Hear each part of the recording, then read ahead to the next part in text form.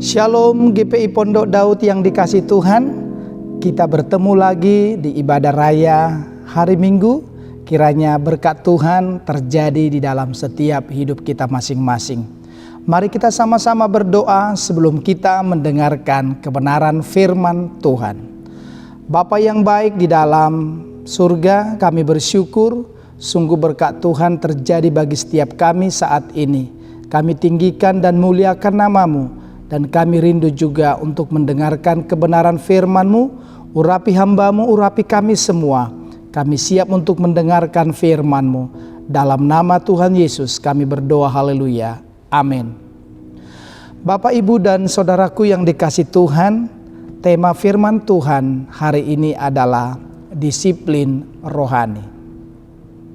Bapak, Ibu yang dikasihi Tuhan, disiplin rohani adalah suatu kegiatan sendiri atau bersama-sama yang dilakukan sebagai cara untuk menempatkan diri kita di hadapan Tuhan agar Tuhan nyata dan bekerja di dalam kita. Bapak Ibu yang dikasihi Tuhan, disiplin rohani adalah sebuah latihan pikiran dan emosi untuk mendekatkan diri kepada Allah, untuk menumbuh kembangkan sifat, karakter, dan pola perilaku rohani agar mencapai tingkat pertumbuhan kedewasaan rohani. Mari kita mengawali kebenaran firman Tuhan di dalam Pengkhotbah pasal 3 ayatnya yang pertama. Untuk segala sesuatu ada masanya, untuk apapun di bawah langit ada waktunya. Ayat ini berbicara mengenai sebuah proses. Begitu juga dalam proses perubahan hidup kita di dalam Kristus, tentu saja butuh proses untuk membuang kebiasaan buruk dan mengasihi Tuhan dengan saya dan saudara membangun disiplin rohani. Jika hati kita mempercayai sesuatu, maka tubuh kita pasti akan bertindak atau melakukan sesuatu seturut dengan yang kita percayai. Atau dengan kata lain, jika kita ingin menjadi orang yang diberkati, tetapi tidak memiliki gaya hidup yang tidak disiplin, artinya kita memang tidak mempercayai bahwa kita akan menjadi berkat. Kita hanya sedang berfantasi. Saya percaya tidak ada kata terlambat untuk sebuah perubahan menuju hidup yang lebih baik. Katakan amin. Bahkan lebih baik terlambat daripada tidak berubah sama sekali. Bapak Ibu yang dikasihi Tuhan, jika kita mengharapkan sesuatu yang besar terjadi dalam hidup kita, di keluarga, di pelayanan, dan pekerjaan, mari kita memulai sesuatu yang baru yang dapat membawa kita selangkah lebih dekat lagi ke Tuhan dengan disiplin rohani untuk pertumbuhan iman kita. Mari saya mau sampaikan buat kita semua, ada 5 hal yang dapat kita lakukan untuk disiplin rohani kita. Yang pertama adalah mari kita berdoa lebih sering. Sama-sama katakan berdoa lebih sering. Di dalam Kolose pasal 4 ayat 2-4 mengajarkan kita untuk disiplin dalam berdoa. Berdoa membuat kita kembali melihat segala sesuatu dari kacamata Tuhan.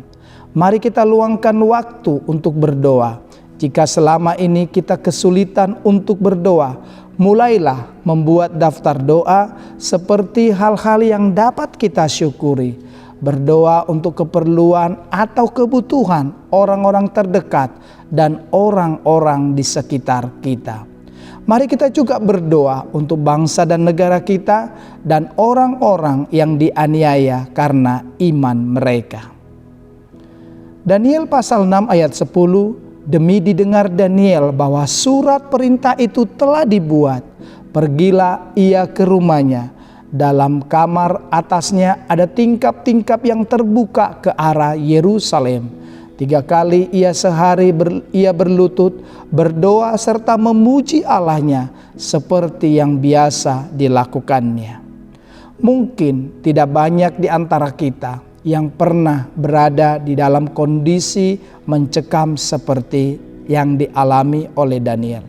Dalam keadaan demikian, Daniel tidak takut mendeklarasikan imannya di hadapan semua orang, sekalipun ancamannya adalah kehilangan nyawa.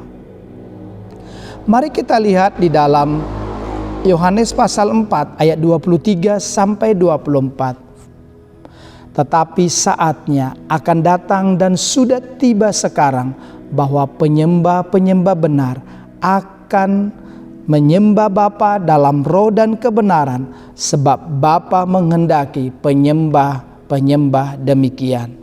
Allah itu roh, dan barang siapa menyembah Dia harus menyembahnya di dalam roh dan kebenaran. Mengapa penting kita menyadari bahwa kita adalah anak kesayangan Tuhan? Agar kita mengerti bahwa tidak ada alasan Tuhan tidak mendengar dan menjawab doa kita anak-anaknya. Terutama ketika iblis datang menuduh hati saya dan saudara dengan mengatakan bahwa doa kita tidak dijawab karena kita kurang berdoa. Satu-satunya kemungkinan mengapa doa kita tidak dijawab adalah karena yang kita doakan dan harapkan tidak sesuai kebenaran firman Tuhan. Selama doa kita beriringan dengan kebenaran, doa kita pasti didengar dan dijawab Tuhan. Bapak, Ibu, dan saudaraku yang dikasihi Tuhan, bagian yang kedua adalah mari kita membaca Alkitab lebih banyak. Jika kita belum pernah membaca seluruh Alkitab, ini waktu yang tepat untuk memulainya, atau setidaknya kita dapat merencanakan untuk membaca semua kitab perjanjian baru di tahun ini. Jika kita sudah mulai meninggalkan kebiasaan membaca Alkitab, kita dapat memulainya lagi. Aplikasi Alkitab yang ada di smartphone sangatlah membantu jika kita ingin mulai membaca. Membaca melatih fokus kita dan menambah pengetahuan kita. Lebih jauh dari itu, praktekkanlah hal-hal yang kita dapatkan dari apa yang kita baca. Mari kita melihat di dalam Mazmur pasal 16 ayat yang ke-11. Engkau memberitahukan kepadaku jalan kehidupan, di hadapanmu ada sukacita berlimpah-limpah, di tangan kananmu ada nikmat senantiasa. Terkadang kita bangun pagi dan berpikir, saya sedang tidak ingin membaca Alkitab hari ini. Namun, jika kita membangun kebiasaan untuk membaca Alkitab setiap hari, pada satu titik kita berpikir bahwa kita tidak ingin melewati satu hari pun tanpa melakukannya. Bapak, Ibu, dan saudaraku yang dikasihi Tuhan, meluangkan waktu bersama Tuhan adalah sesuatu yang penting untuk dimiliki oleh setiap anak Tuhan yang ingin hidup di dalam kekuatan dan kemenangan. Amin. Firman Tuhan mengatakan bahwa di dalam Dia ada sukacita, damai sejahtera, dan penghiburan. Kita perlu investasi waktu untuk mengenal Tuhan dan kebenarannya. Pada saat kita memiliki hal itu, hari-hari kita akan lebih baik. Bukan berarti tidak akan ada masalah, tetapi kita akan memiliki kepercayaan diri untuk menghadapi masalah. Tak dapat dipungkiri, membaca Alkitab mempunyai manfaat yang sangat besar. Ya, kita akan melihat manfaat dari membaca Alkitab, yaitu kita akan bertumbuh dalam pengenalan akan Tuhan, diri kita sendiri, dan juga orang lain dan dunia di sekitar kita. Bagian yang ketiga adalah marilah kita untuk berpuasa. Berpuasa melatih diri kita bergantung dan fokus kepada Tuhan dan apa yang Tuhan inginkan bagi hidup saya dan saudara. Bukan hanya berpuasa makan, tetapi juga berpuasa dari hal-hal yang selama ini membuat kita ketergantungan seperti games, media sosial, ataupun kebiasaan-kebiasaan buruk kita. Puasa yang benar sangat besar kuasanya. Sekali lagi saya mau berkata, puasa yang benar sangat besar kuasanya. Puasa yang benar menggerakkan tangan Tuhan untuk bertindak sehingga segala perkara dapat terjadi. Dari yang tidak mungkin menjadi sangat mungkin, dan dari hal yang mustahil menjadi ya dan amin. Tujuan berpuasa sesungguhnya adalah untuk perkara-perkara rohani, terutama sekali adalah untuk merendahkan diri di hadapan Tuhan. Firman Tuhan berkata, "Karena itu, rendahkanlah dirimu di bawah tangan Tuhan yang kuat, supaya kamu ditinggikannya pada waktunya." 1 Petrus pasal 5 ayat yang ke-6. Bagian yang keempat untuk kita membangun disiplin rohani adalah mari kita mau kagum Tuhan lebih lagi. Mazmur 19 ayat yang kedua berkata demikian, "Langit menceritakan kemuliaan Allah dan cakrawala memberitakan pekerjaan tangannya." Di tengah kepenatan, kesibukan, dan rutinitas kita, seringkali kita lupa bahwa kita memiliki Tuhan yang besar yang menciptakan alam semesta ini. Kita stres, depresi, takut, dan khawatir karena kita kehilangan keyakinan bahwa Tuhan yang besar itu senantiasa ada bersama-sama dengan kita. Kesibukan kita seringkali membuat kita lupa bahwa banyak hal di sekeliling kita yang dapat membuat kita kagum kepada Tuhan. Mari kita mau melihat Tuhan menciptakan gunung, lembah, rumput, burung-burung, ikan, pepohonan, laut, angin, embun, sidik jari, matahari, bintang, bulan, dan segala hewan untuk menunjukkan kebesaran dirinya. Mari kita ambil waktu sejenak untuk memperhatikan dan merenungkan hal-hal itu agar kita kembali menyadari seberapa luar biasa Tuhan yang mengasihi dan menyertai saya dan saudara. Duduk diam sejenak di atas ketinggian atau di tengah keheningan dan kemudian memandang sekitar akan menyadarkan kita akan betapa besarnya Tuhan dan keajaiban karyanya. Bapak, Ibu, dan saudaraku yang dikasihi Tuhan, menikmati semua keindahan tersebut seringkali membuat kita terpaku membayangkan betapa kreatif dan maha kuasa Tuhan ketika menciptakan dunia dengan segala isinya. Memandang deru ombak, gunung yang menjulang tinggi, dan gemerlap bintang untuk mengingatkan kita akan betapa besar kasih, keagungan, dan kemuliaan Tuhan. Saudaraku yang dikasihi Tuhan, bagian yang kelima adalah mari kita membuat komitmen. Mazmur 37 ayat 5-6 berkata, "Serahkanlah hidupmu kepada Tuhan dan percayalah kepadanya, dan Ia akan bertindak. Ia akan memunculkan kebenaranmu seperti terang dan hakmu seperti siang." Komitmen adalah sebuah perjanjian yang mendapat prioritas utama dan dilakukan secara konsisten. Mendapat prioritas utama artinya kita dapat membuat 2 atau lebih komitmen di satu waktu yang sama. Misalnya, kita berkomitmen untuk berolahraga dan saat teduh setiap jam 6 pagi. Sudah jelas, kita tidak mungkin melakukannya keduanya bersamaan. Kita perlu membuat komitmen, misalnya saat teduh setiap jam 6 pagi dan olahraga setiap jam 7 pagi. Dilakukan secara konsisten. Mungkin dalam hal ini kita dapat menyamakan komitmen dengan rutinitas. Misalnya seorang karyawan yang harus masuk kantor setiap jam 8 pagi. Sekalipun masih dalam keadaan mengantuk, kita akan tetap pergi ke kantor. Sekalipun malam sebelumnya habis cekcok dengan pasangan, besoknya kita akan tetap pergi ke kantor. Kurang lebih seperti itulah yang disebut konsistensi.